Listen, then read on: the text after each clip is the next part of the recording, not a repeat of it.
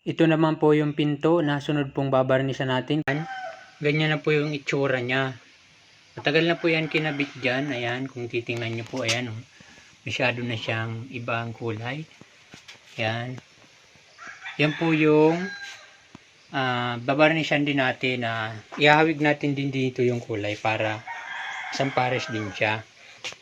Ang una pong gagawin natin dyan ay lilinisin muna.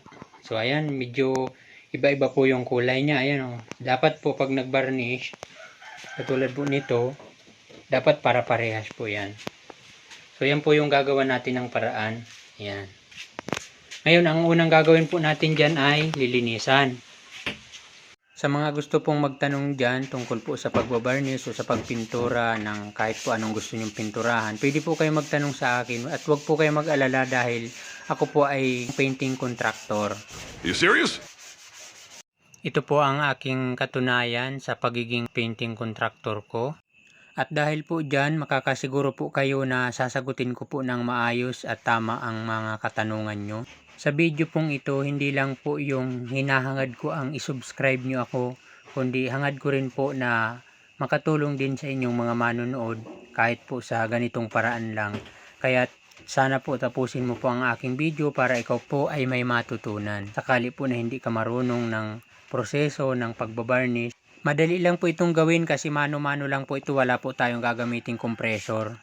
Sundan mo lang po ang step by step na aking ginagawa at pakinggan mo po kung ano po yung sinasabi ko. Kasi importante po yun po yung mag-guide sa'yo para hindi ka po magkamali. Ayan, tapos na po siyang linisan. Pagkatapos po ang susunod. So ngayon po, ito po ang unang gagamitin natin. Wood bleach po yan. Yan po yung pangalan. Isasalin ko po siya rito kasi para madali lang pong gamitin. Yan, pag nagbabrush po tayo, dahan-dahan lang kasi para hindi po magtilamsik siya. Baka po sundan mo po yung video, hindi po yan ganyan. Pinabilis ko lang po yung pag-play niyan para mas mabilis yung video natin. Ngayon pong tuyo na siya, ay apply na tayo ng wood bleach number 2 para mas malinis na yung kahoy. Lumabas yung tunay na kulay niya. Ito yung wood bleach number 2. Ayan yung number. Dito ko na lang isasalin para hindi na mas remind ko lang po pala, pagka magamit po kayo nitong wood bleach, lalong lalo na po itong wood bleach number 2, magsuot po kayo ng goggles at magsuot po kayo ng guantes. Masakit po ito sa kamay pagka nakadikit o kaya nakatapon sa kamay mo, parang naluluto yung balat. So delikado po sa ating mata. May posibilidad po na pwede tayong mabulag, kaya ang pagpahid po natin ito sa kahoy, dubli ingat para hindi po natilamsik sa katawan natin.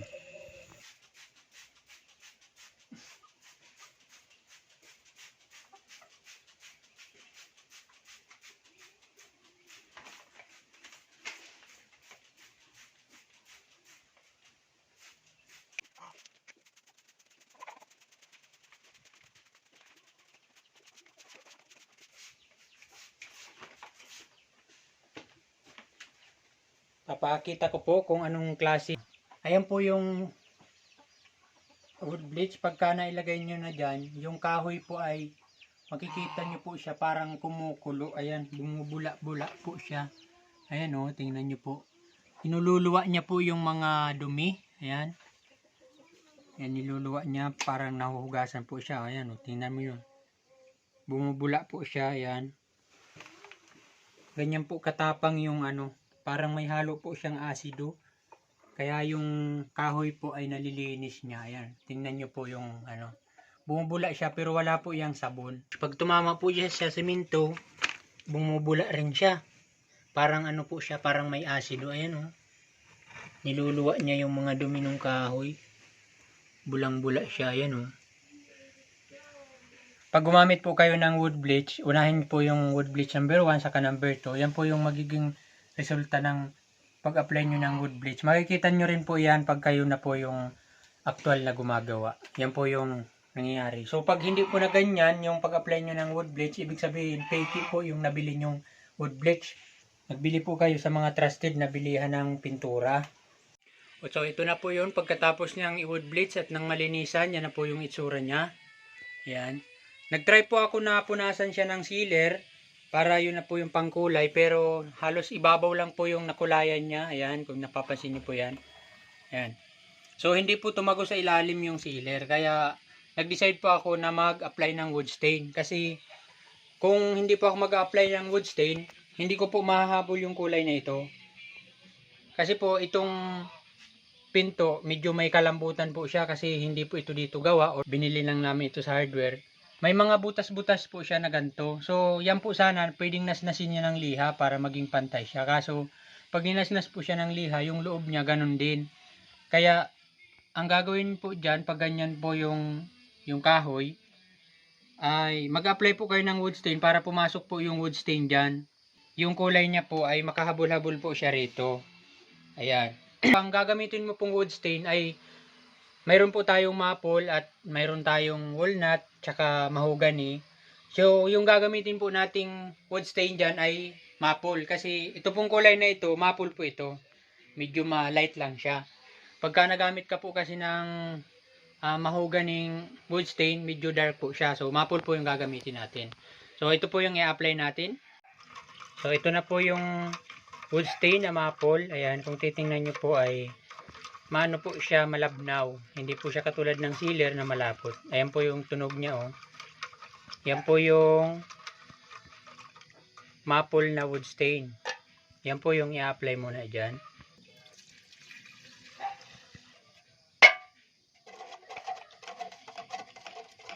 Sabi ko po dati, pagka magbabarnish ka po ng brush, hindi po pwedeng unahin yung wood stain. Pero po ngayon, kailangan po nating lagyan siya ng wood stain. So, hindi naman po siya matatanggal ng pag-apply mo ng sealer kahit brush yung gamitin mo. Kasi papasok po siya dyan sa mga butas na yan. Ayan po yung mga pores niya. Papasok po dyan yung wood stain. Kaya hindi po siya matatanggal kahit brush po yung gamitin pag varnish.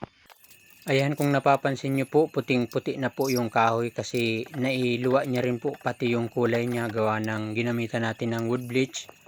So, gagawa natin ng paraan para humabol doon sa binarnisan kong lababo at doon sa sofa bed. So, yan po yung dapat gawin pagka maghahabol ka po ng kulay. Lahat naman po ng kulay ay kayang gayahin po ng pintura o ng varnish kasi may mga tingting color po tayo. Mayroon tayong mga acricolor na pwedeng gamitin sa pagtimpla ng kulay.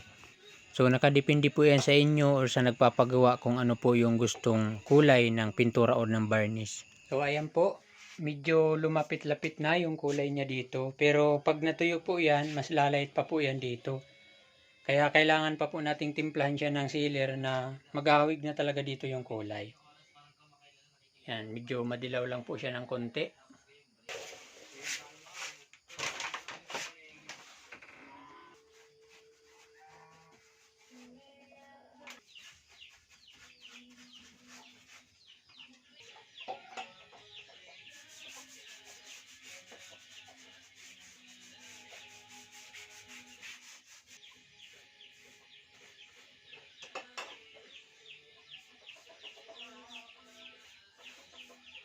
So dahil nakita nyo naman po na sobrang puti yung pinto, so hindi po makakahabol talaga doon sa unang varnish ko. Kaya ang ginawa ko po ay tinimplahan ko po yung sealer para makahabol po doon sa unang binarnish ko. Nilagyan ko po siya ng rosé na lamp black tsaka may hansa yellow. Lahat po ng yan ay tingting color po. Ayan po, pagkatapos pong i-wood stain, yan na po yung kulay niya. I-applyan na natin ng sealer. Ito yung sealer. Yan, medyo malapot siya. Kinulayan ko din yung sealer para mas magtiritingkad pa yung kulay niya.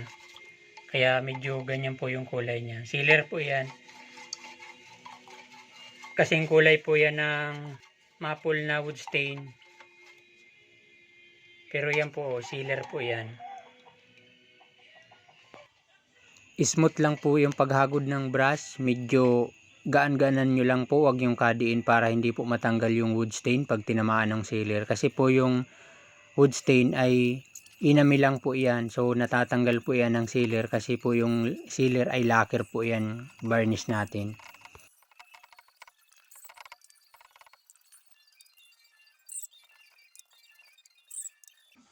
Ayan, nasiler na po yan. Ang susunod pong gagawin dyan ay lilihain po siya ng ganito pong liha. Number 150. Ganyan po siya kapino. Lilihain po yan para yung mga bukol-bukol ay mawala.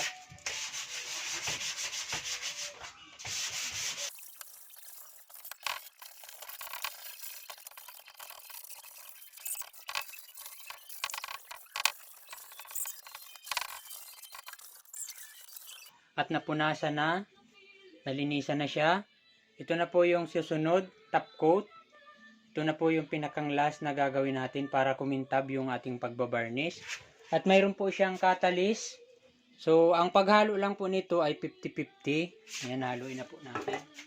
Dapat po wag yung kalimutan na ilagay yung catalyst kasi pag hindi nyo po nilagyan yan, pinagmix yung dalawa, hindi po yan titigas.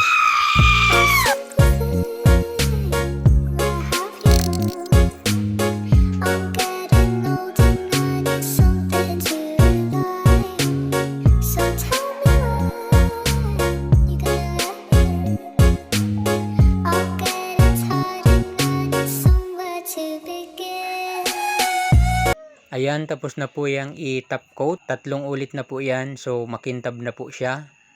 Sa likod at sa harap. Yan po yung itsura niya.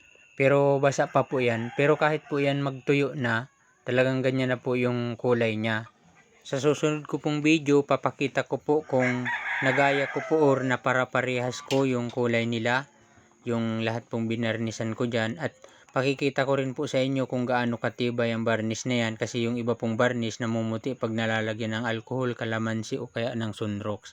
Kaya abangan nyo po yung aking video. So hanggang dito na lamang po. Maraming salamat po sa inyong panonood. More power po. God bless.